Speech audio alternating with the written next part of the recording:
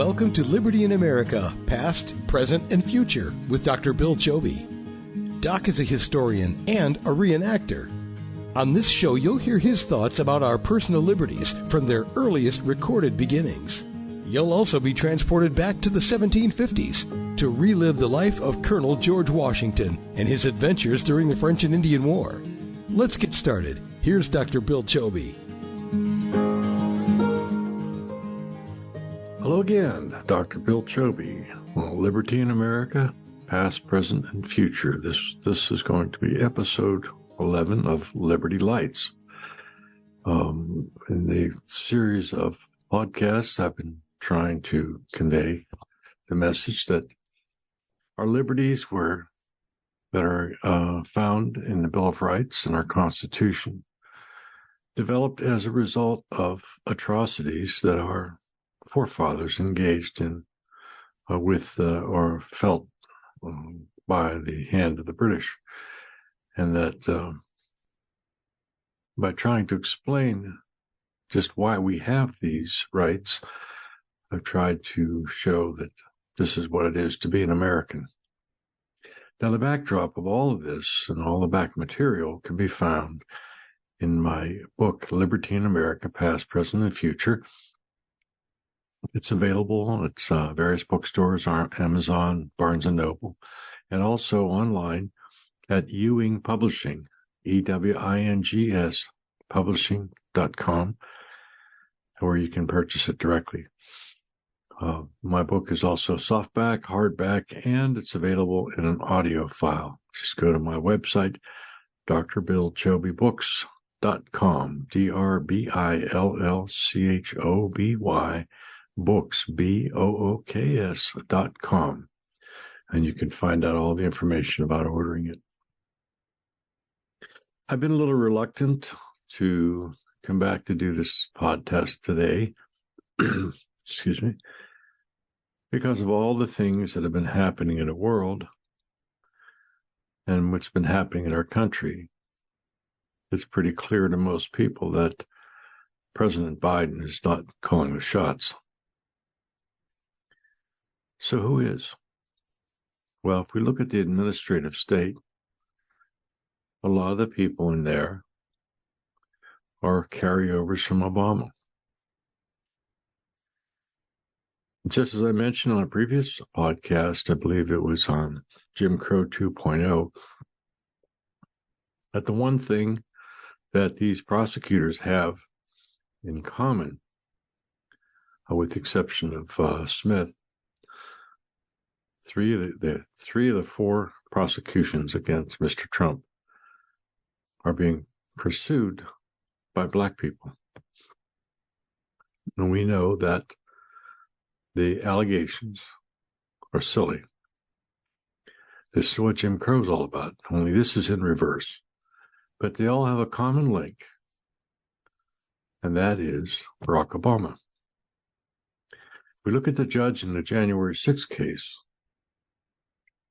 an appointee by Obama, she has said publicly and from the bench that Mr. Trump should be in jail. And yet she's allowed to continue with this fake trial, this kangaroo court. So, what is it about Obama that keeps him in charge or involved here at so many levels?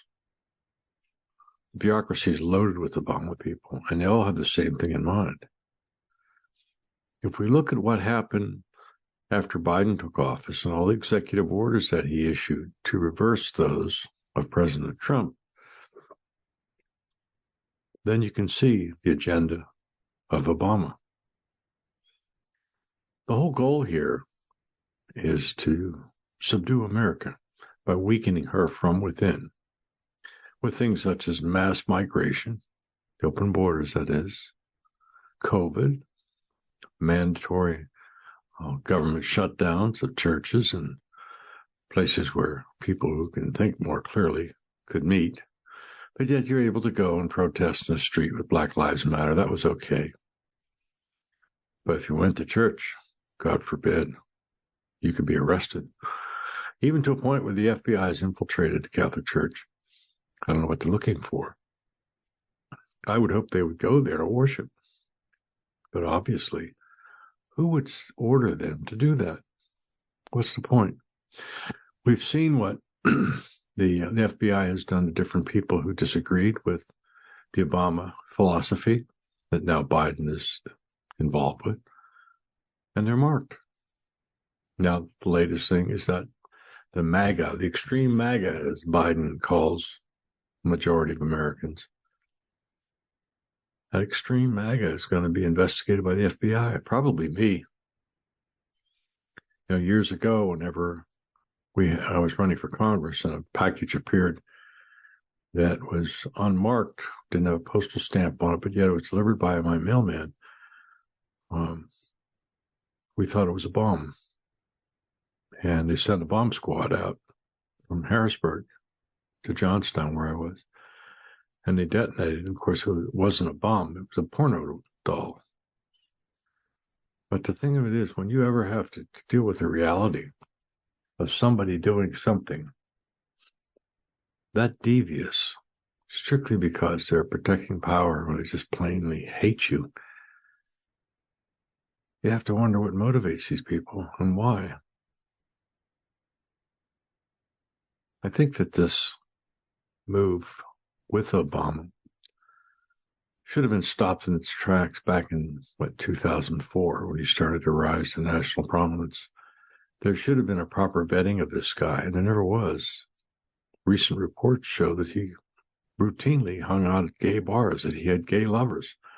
His autobiographer said that he would fantasize about having sex with men. One of his gay lovers finally spoke out and said, on many occasions, he would share cocaine with Obama and then perform fellatio on him.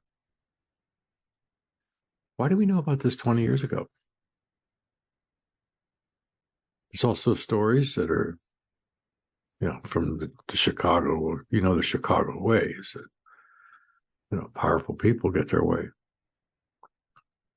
But the gay bar that Obama used to hang out with, they had a regular crowd. And a number of those regulars were murdered. And no one was ever arrested for it. And Obama actually was a suspect, but he was never arrested or investigated. This is what we're dealing with. The press, the free press, that's supposed to be the protector of the public, is operating in tandem with the Obama agenda. And of course, anybody that objected to things such as Obama's birthday were considered to be crazy. They'd shout you down. Anybody that objected to how Obama got his Social Security number from a man who lived in Connecticut but died in Hawaii, they say you're a kook, you're a tinfoil wearing kook. Anybody that says that he was born in Africa instead of the United States, once again, they just shout you down and say you're crazy. These are things that should have been taken seriously, and they were not. Because a native-born, only a naturalized or natural-born American can ever be president. He was disqualified from the beginning, and that should have been investigated. It never was. Instead, the mainstream media just sort of shouted everybody down, called everybody crazy. And they allowed this sneak to get into office. We don't know the whole story about his background. I've seen videos of him talking about how the only way the global order can come to be is at the suppression or the removal of individual rights. And we know what he said about Western Pennsylvania, people here clinging to their Bibles and their guns. Isn't that interesting? That's the very basis of the Bill of Rights, First and Second Amendment that he was targeting. Why does he hate it so much? Because he's part of the agenda that taught him all these things and the dreams of his father. It was his real father. His real name was Barry Soweto, not Barack Hussein Obama. He's a Muslim. He denies it, but he was. He was raised in that environment. And Muslims will lie to you because the infidels aren't entitled to truth. So it's okay to defeat them by lying to them. And Barack Obama was a liar with, you like your doctor, you can keep them. You like your health care, you can keep them. That's a big lie. Isn't it amazing just how lying to the American public has become so commonplace that the media doesn't even do anything about it? The purveyors of truth, the coveted free press, the thing that's the only business that's protected by the U.S. Constitution specifically. Why would he go and address that? What's he afraid of? It's often been said that the Bible Belt is the safety belt for America. And what that really means is that people who have faith in God, people who are believers of the Bible, whether it be different denominational variations of that, essentially it's just the God of Abraham, Jacob, Moses. It's the same God. They have different approaches to it, and it's up to them to discover whether that's the right one. But people of faith, they know that, the admonishment of Jesus was to give unto Caesar what's Caesar's and to God's what's God's. But given to Caesar means you vote. You should participate in your government. Romans 13 talks about this. There's nothing ungodly about opposing tyrants. There's nothing ungodly about protesting or even taking up arms against those who create their own laws in defiance of the laws of God, about stealing, killing, that sort of thing. We all know that's wrong. People die over that stuff. I mean, in defense of people who are trying to do that to them. So why? How did this happen? I'm sad to say that Christians let it happen. Jewish people let it happen. People that are indifferent, the independents who don't really care, they just don't want to be bothered about politicians. I've seen some studies which show that almost half of the people who profess to believe in God don't vote. So how can we expect our federal government, state governments, and local governments to do the right thing when the people don't do the right thing by voting? I mean, voting for people of principle like themselves. If you have any respect at all for the Ten Commandments, and you see what's going on across this country, no cash bail, people on the street committing crime again. That could have been prevented if good people went out and voted, or people that say they're good, I should say. If there's an ounce of spine, moral spine, in the great unwashed peoples who enjoy the freedom that we have, there's one morsel of steel. Thou shalt not kill.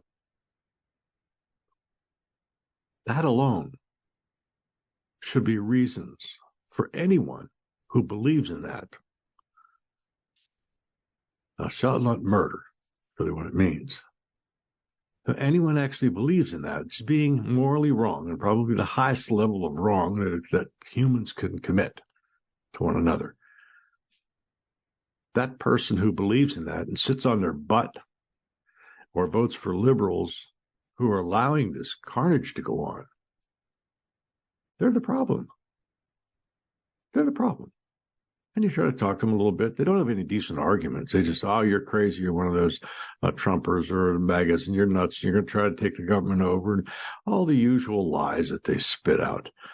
That should not defer anybody who has an ounce of moral steel in their spine to go out and vote against those people who are supporting those policies. At the root of that Let's just stay on the kill side, the murder side. 70 million babies murdered by abortion. And yet there are women out there. There are people of supposedly of faith, people who are supposedly Christian, say that it's okay because a woman's right is more important than the life of an innocent unborn American. Well, I don't know. I wouldn't want to stand in front of the Creator and try to justify that one. It's killing, it's murder. But yet, we see Americans voting for people who support the murder of unborn Americans. John Fetterman, Pennsylvania, that's how he won. Abortion. For the life of me, I can't understand why women are so stupid, particularly black women, to be so stupid to kill all their babies. That's insane. Who does that stuff? You have to be totally stupid, totally nuts. Have no feeling at all for the life that comes out of you. Yet in New York City, more black babies are murdered by abortion than are born. They're a diminishing minority because of abortion. But worse yet, where's the heart? Where's the heart of motherhood? You know, when I was growing up and going to school a long time ago, women were different. They were different. They didn't want to be like men. They wanted to be like women, and they were attractive for that. Whenever I moved up to my professional training, the only thing I saw at that point was professional women. I couldn't figure them out. They were not the motherly types. It took me a long time to figure that one out. When I dated a lot of them, I thought they were attractive women. But they weren't the motherly type. They were competitors of other members of the profession. So if women don't want to be motherly types and have babies, who's going to make them? Who's going to have babies? Who's going to replace us? Illegal immigrants? Well, that's the Biden plan, you know. I should say the Obama plan.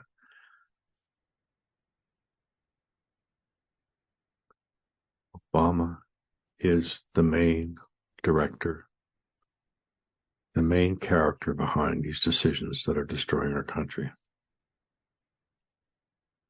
Giving money to Iran. And then today, Joe Biden said there's no connection between Iran and the Gaza massacre. And yet it's clear as day that it is. Why are they hiding? Why are they protecting a nation, who threatened to destroy us? A nation who has the potential of creating an atom bomb, a nuclear weapon that they wouldn't hesitate to use. Why would Biden or Obama be nice to them? Unless there's something else going on. And that something else going on is part of this whole movement across the world to get behind climate change. You know, there's, I believe it's in Amsterdam, Ireland, where farmers are told to butcher their livestock because those critters are emitting too much flatulence that's destroying the environment. I say the truth with you, look it up. How nuts is that? To them, the climate, the earth is God. But it's a means for them to become all powerful. Because climate affects everybody, right? And you have these kids running around thinking the world's going to die in 10 years. We're all won't be able to breathe or won't something. It's just totally nuts. And these kids don't want to have families. Who's going to replace the population? Who's going to be paying into Social Security when you come to collect your dimes? Because you know there's the Social Security trust fund's empty. Somebody's got to pay into that every day. That's how you get Social Security payments. And if we have fewer and fewer people paying into it, there's going to be less money available, and particularly if they start giving it to illegals. Why shouldn't we be a growing country? We have the room for it. Why are we letting people come in to do what a lot of Americans could do? It's because it's part of the plan. Part of the plan is to overwhelm the government, overwhelm the services, spend ourselves to oblivion. $33 trillion worth of debt. When I started on this course, it was $4 trillion. We were complaining about it then, back in the 90s. 33. This is almost $30 trillion more than when I ran for office. Who's going to pay that back? You have to have a growing population to pay that stuff off. There's no other way to do it except to devaluate the dollar, just sort of dump it. Every man for himself, every woman for themselves. Money's worthless. Why is this happening? Barack Obama. What's the push about getting rid of fossil fuels? What Biden did, he closed down a Keystone Pipeline. He's been playing games with new leases. What's his problem with fossil fuels? Well, he says it's going to hurt the climate. That's a bunch of garbage. We know that the Chinese are cranking out more pollution than probably most of Western Europe and the United States. Nobody says anything to them. Why does Joe Biden hell-bent getting rid of natural gas appliances in your home? Because through electrification, they throw a switch and everybody's off. That's why it's another matter of control. There's no reason for us not to be drilling oil and gas. There's no reason for it. The climate is fine. It's survived since the beginning of time with volcanoes that caused havoc all over the earth. In fact, the one I believe was in the 1830s or something. A volcano erupted in the Indonesia somewhere and spewed up all the ashes into the higher atmosphere. And in New England, they called that the summer, the year without a summer, because it snowed in August. It killed off all the grapevines, which they relied upon for wine and things like that. So they started growing hops and started creating beer. That's why beer is so famous in the Northeast, particularly like in Boston, because of that natural disaster from the other side of the world. So what is the problem? Well, it's all a hoax. Remember when Obama said that the water was going to rise and Manhattan would be flooded because the glaciers are melting? Let me ask you something. If you ever get a glass of iced tea or ice water and you put ice cubes in it and they're floating on the top, and then you don't set it aside and don't drink it, when all the ice cubes melted, is the water more full than it was before? No, it's the same. That's the same thing with icebergs. The same story with the polar bears. There's more now than there ever was.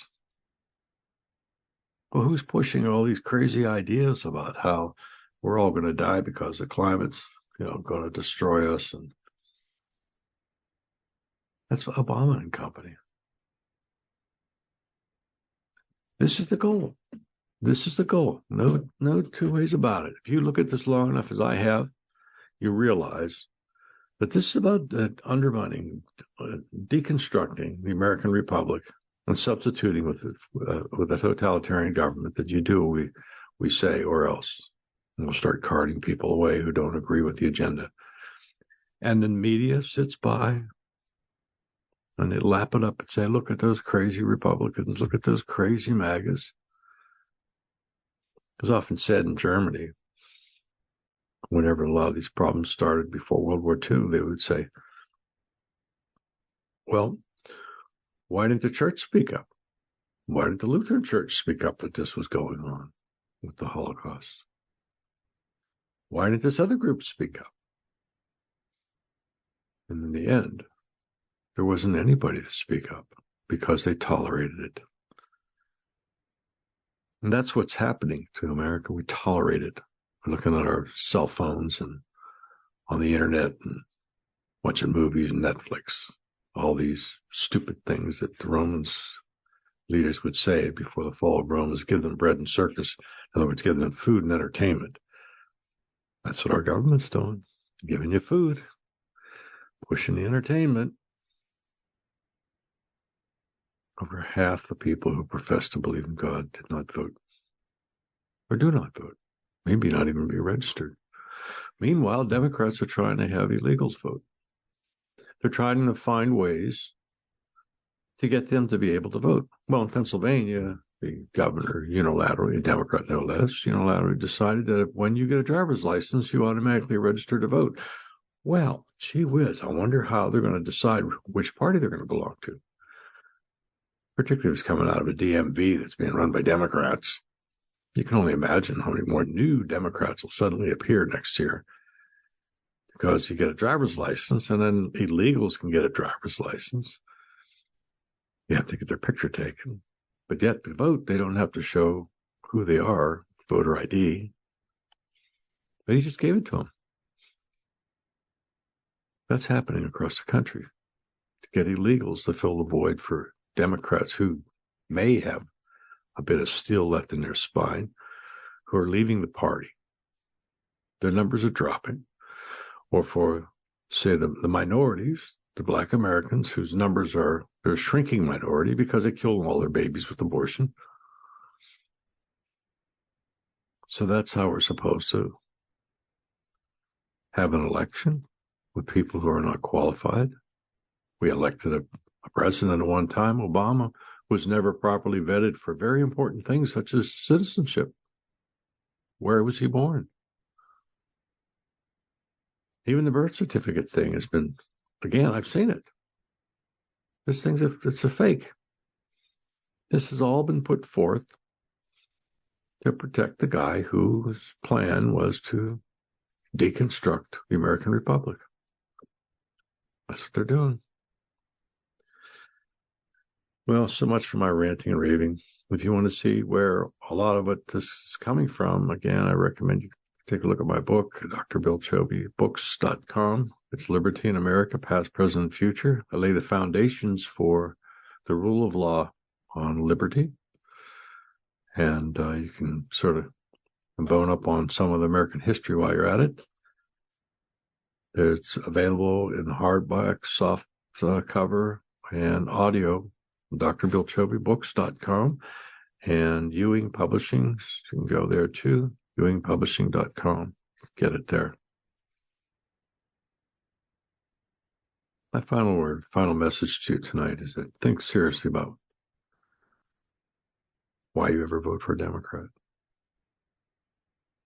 They became powerful for 40 years until Newt Gingrich came along in the 1990s and broke the 40-year grip of the Democrat Party majority. They've been hell-bent on total and permanent power for the past 50 or more years, probably past 100 years. There's only one way to stop them, and that is to boycott all Democrats at all levels. Just say no to Democrats.